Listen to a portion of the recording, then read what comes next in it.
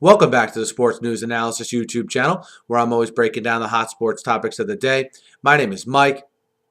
The Tampa Bay Buccaneers made a little bit of news earlier today by releasing backup quarterback Dan Orlovsky. The only reason why this is news to me is it makes me wonder, what are their plans now for that backup quarterback position? Because now there's obviously a huge hole there.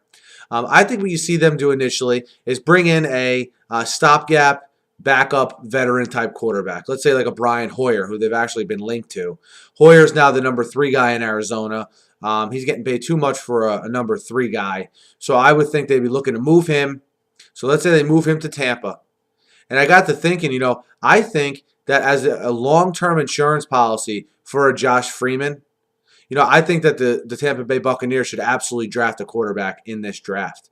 And when I say insurance policy, I mean it from this respect. Take a guy in the 4th or 5th round. If he ends up being a good prospect, you're able to develop him, and let's say Josh Freeman develops like you want him to, and he does become the clear-cut long-term answer at quarterback for the Buccaneers, which I don't think Josh Freeman is right now. And I don't think the organization thinks that clear-cut. But if Freeman ends up being a clear-cut starter, good player in the league, you develop a young guy under him and maybe use him as currency to try to get some draft picks down the line. Okay? If, Freeman ends up not being as good as we think, or not as good as the organization thinks he needs to be a franchise quarterback, you have a young guy you've been developing that hasn't cost you much money, didn't cost you a high draft pick, and you can plug him in, see what he does, and it's really a no risk. If he's not any good, you can move on from him, scrap him and Freeman, and move on. And worst case scenario, guys, is you bring in a quarterback in the draft, he's terrible, you end up having to release him, but all you did was spend a 5th-round pick on him. So I think a team like the Buccaneers, who have been very active in free agency, don't have a ton of holes to fill in the draft, although they're not a playoff team, so they still need to improve, don't get me wrong.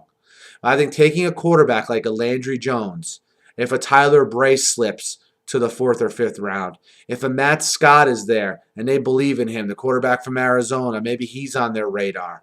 Okay, a Tyler Bray, Landry Jones, Matt Scott, guys like that.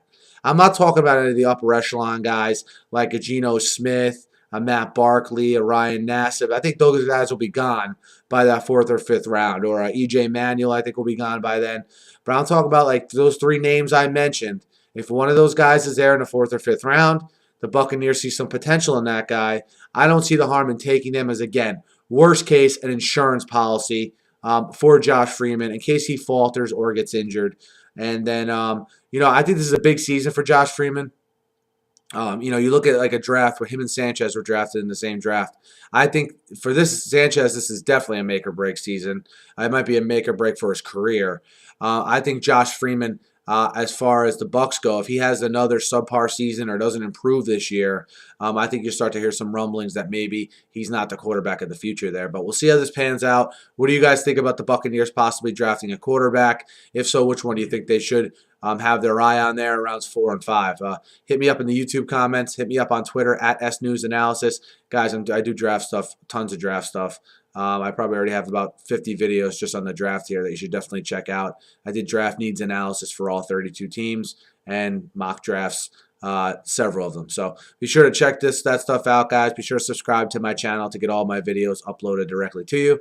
Thanks again for listening, and have a great night.